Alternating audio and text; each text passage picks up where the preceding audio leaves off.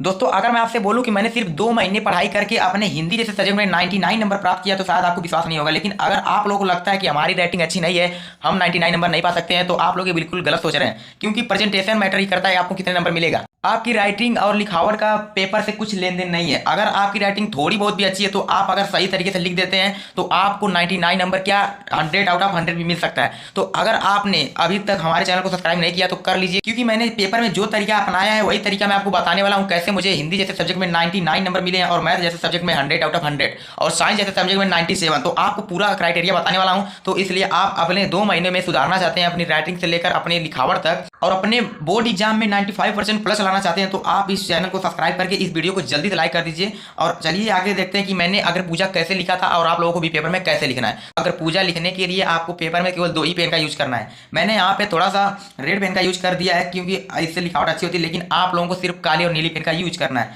तो अगर पूजा बहुत ही इंपॉर्टेंट टॉपिक है, ये आपके बोर्ड पेपर में 3 नंबर का पूछता है। अगर पूजा में 3 नंबर लाना है तो इस वीडियो को देखना बहुत ही जरूरी है। तो चलिए शुरू करते हैं। और इस वीडियो के लास्ट में आपके लिए कुछ खास है, तो इस वीडियो को आप पूरा देखिएगा। और मैंने जो तरीका प्रेजेंटेशन का बताया है आप लोगों को पेपर में वही बिल्कुल वैसा ही लिखना है, तभी आपको अगर पूजा जैसे टॉपिक पे 3 नंबर मिलेंगे। तो चलिए वीडियो को शुरू करते हैं। तो सबसे पहले आपके आगे क्वेश्चन आ जाता है क्या कि अगर पूजा से आप लोगों को 2 क्वेश्चन आता है टोटली, ठीक है। अगर पूजा खंड काव्य की कथा वस्तु संक्षेप में लिखने के लिए आता है सबसे पहला, और आपको चाहे किसी सर्ग का पूछ देगा, ठीक है, चाहे अगर पूजा के किसी नायक का चरित्र चित्र पूछ देगा, ठीक है। तो यहाँ पे 2 क्वेश्चन पूछा है, अगर पूजा खंड काव्य की कथा वस्तु संक्षेप में लिखिए, ठीक है। और दूसरा क्वेश्चन जो आपका पूछा है, अगर पूजा खंड काव्य के आधार पर श्री कृष्ण का चरित्र चित्र कीजिए। तो आपको इन दोनों में से कोई एक ही करना है, ठीक है। तो मैंने ये जो चुना है ये आपका सारांश लिखने के लिए चुना है।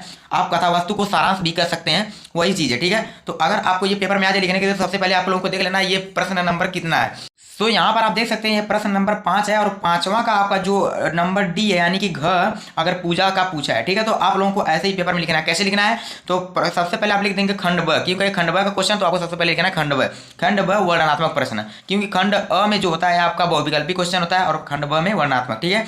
आप लोग लिखना प्रश्नोत्तर संख्या 5, 5वें का आपका चौथा क्वेश्चन है तो आपका घ वाला क्वेश्चन है तो घ लिख देना, ठीक है। और घ का भी आप चौथा लिखने जा रहे हैं, पहला या दूसरा, तो आप लोग पहला लिखना जा रहे हैं तो आप लोगों को यहाँ पे लिख देना है पहला, ठीक है। तो आप लोगों को ऐसे ही लिखना है और आपको हेडिंग डालनी है क्या, अगर पूजा खंड काव्य की कथा वस्तु, आप लोगों को ये हेडिंग डालना है और ये काली पेन से डालना है। आप इसको नीली पेन से नहीं डाल सकते हैं, ठीक है। आपको ये काली पेन का यूज करना है। तो जब काली पेन का आप यूज कर देंगे तो इसके बाद आप कहानी लिखना प्रारंभ करेंगे, वो भी संक्षेप में, क्योंकि ये 3 नंबर का आता है, बहुत ज़्यादा लॉन्ग नहीं लिखना है। आप लॉन्ग लिखेंगे तो आपका बोर्ड में नंबर तो नहीं कटेगा, लेकिन आपका टाइम लॉस जाएगा। तो चलिए बताते हैं मैंने कितना लिखा था और आप लोगों को भी कितना लिखना है। तो सबसे पहले मैंने लिखा था अगर पूजा खंड काव्य की कथा वस्तु महाभारत से ली गई, ठीक है। यह महाभारत को आपको हाईलाइट करना है, यानी कि आपको काली पेन से लिखना है। आपको पेपर में सिर्फ काली और नीली पेन का यूज करना है और किसी पेन का यूज नहीं करना है, ठीक है। तो जिसके रचयिता श्री राम भौरी शुक्ल जी हैं। अगर आप लोगों ने बस इतना 2 बात लिख दिया महाभारत से लिया गया है और इसके जो रचयिता राम भौरी शुक्ल, तो आपको एग्जामिनर यहीं पे 1 नंबर दे देता है, ठीक है। आप लोग ये 2 चीज़ें बहुत ही इंपॉर्टेंट है, इसको लिखना बहुत जरूरी है। आप लोग ये लिखना ही लिखना है, आप लोग इसे याद कर लीजिएगा बहुत अच्छे तरीके से, ठीक है। इसकी कथा को, ठीक है, इसकी कथा को 6 सर्गों में बांटा गया है, जिसका सारांश इस प्रकार है। आप लोगों को सबसे पहले ऐसे ही लिखना है। इसकी जो कथा है वो 6 सर्गों में बांटी है। हम एक एक करके अपना सर्ग प्रारंभ करते हैं और देखते हैं इसकी कथा वस्तु क्या है। तो जो पहला सर्ग है आपका प्रथम सर्ग होता है, इस खंड काव्य का यह पहला सर्ग है और इसे पूर्वाभास कहा जाता है, ठीक है। इस सर्ग को पूर्वाभास कहा जाता है। तो आप लोग को इसे हाईलाइट करके लिखना है। पूर्वाभास को आप लोग को हाईलाइट करना है, यानी कि आपको काली पेन से लिखना है। अगर पेपर में आपको इस हर खंड के नाम दिए हैं, अगर नाम आपको नहीं पता है तो आपको कहानी यहाँ से लिखना प्रारंभ करना है। अगर आपको नाम अच्छे से पता है कि इस खंड काव्य का पहला सर्ग है और इसका नाम पूर्वाभास है, तब आप लोगों को पूर्वाभास से लिख देना, ठीक है। इस सर्ग में दुर्योधन द्वारा पांडवों का विनाश करने के लिए लाक्षागृह में आग लगाने से पांडवों द्वारा लाक्षागृह से बचकर स्वयंवर तक कथा को पूर्ण करने का वर्णन है, ठीक है।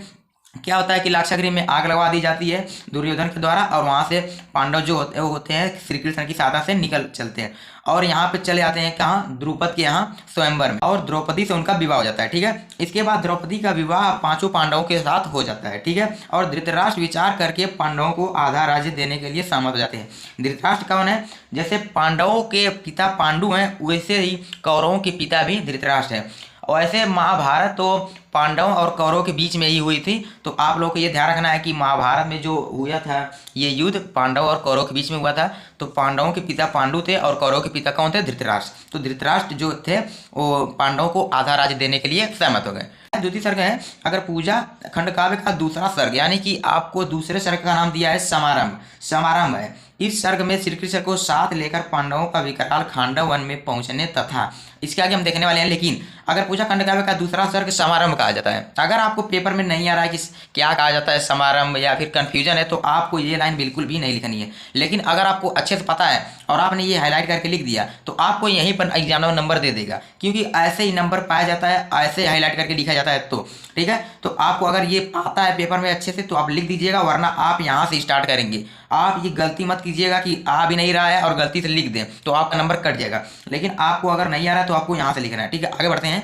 पहुंचने तथा वहां पर इंद्रपुरी जैसे भव्य नगर बनाने का वर्णन है। जब पांचों पांडवों का विवाह जो द्रौपदी के साथ हो जाता है तो वो लोग अपने घर की ओर आते हैं, तो वहां पर एक रास्ते में उनको ठहरने के लिए जगह मिलती है, तो उसका नाम था इंद्रपुरी। इसको श्री कृष्ण ने बनवाया था, एक भव्य शहर बनाने का वर्णन है। ठीक है, इसमें इसको श्री कृष्ण ने बनवाया था, ये स्वर्गलोक जैसा है, और बाद में इसका नाम इंद्रप्रस्थ रखा गया। इसको इंद्रप्रस्थ को भी आप लोगों को हाईलाइट करके लिखना है।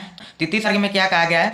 तृतीय सर्ग जो में कहा गया है ये बहुत ही इंपॉर्टेंट है, और ये अक्सर पूछता है कि आप लोगों को अगर पूजा के तृतीय सर्ग का वर्णन कीजिए और विस्तार से कीजिए। ठीक है, तो आप लोगों को तृतीय सर्ग बहुत ही अच्छे से ध्यान में देना है। अगर पूजा खंड काव्य के तृतीय सर्ग को आयोजन भी कहा जाता है, क्योंकि इसमें आयोजन किया जाता है। इस सर्ग में नारद जी के द्वारा युधिष्ठिर को राजसूय यज्ञ कराने की सलाह देने से लेकर युधिष्ठिर द्वारा चारों भाइयों को दिग्विजय करने के लिए भेजने तथा राजसूय यज्ञ की तैयारी करने का वर्णन है। इसमें क्या होता है कि नारद जी आते हैं और युधिष्ठिर को कहते हैं कि उनके पिता का आदेश आया है राजसूय यज्ञ करने के लिए, तो युधिष्ठिर अपने भाइयों के साथ मिलकर ये यज्ञ करने के लिए सहमत हो जाते हैं। लेकिन इस यज्ञ को वही कर सकता है जो सभी राजाओं पर अपना विजय प्राप्त किया है। तो क्या चारों भाइयों मिलकर दिग्विजय के लिए निकल पड़ते हैं। दिग्विजय में क्या होता है कि इसमें सभी राजाओं को मनाया जाता है कि क्या आप इस यज्ञ के लिए सहमत है। अगर सभी राजा सहमत हैं तो ये यज्ञ हो सकता है, वरना इसके बावजूद ये यज्ञ नहीं हो सकता। तो सभी भाई क्या करते हैं, सभी राजाओं को मनाने के लिए जाते हैं, मुनियों को भी मनाने के लिए जाते हैं और राक्षसों को भी मनाने के लिए जाते हैं। ठीक है, तो इस सर्ग में इतना ही कहा गया है। और चतुर्थ सर्ग की बात अगर हम करें तो चतुर्थ सर्ग में क्या कहा गया है,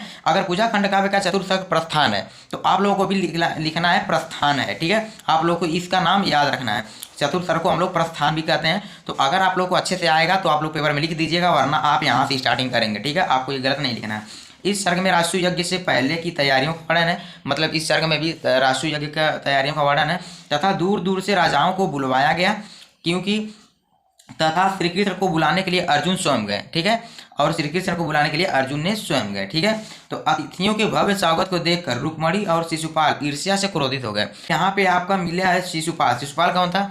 तो ये श्री कृष्ण के बुआ के लड़के थे। अब पांचवें सर्ग में देखिए क्या कहा गया है। पांचवा सर्ग भी इंपॉर्टेंट है, बहुत बार पूछता है, तो आप लोग भी इसको भी ध्यान से लिखिएगा।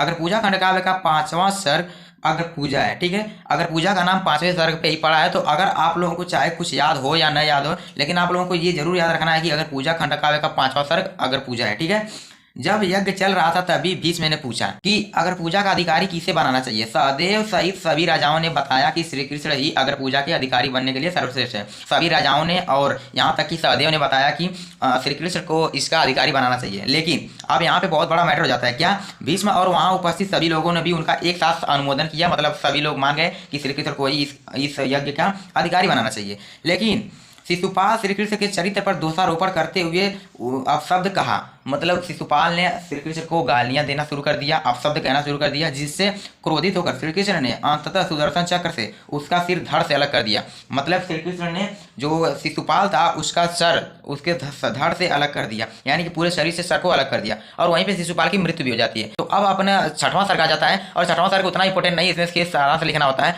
सारांश क्या है? इस सर्ग को उपसंहार भी कहते हैं। ठीक है, उपसंहार मतलब सारांश। तो आप लोगों को ये बहुत ध्यान में रखना है कि सारांश लिखना बहुत इंपॉर्टेंट है, यानी कि छठवां सर्ग भी इंपॉर्टेंट है। उपसंहार के नाम से भी जाना जाता है। इसमें यज्ञ के पूर्ण होने का वर्णन है।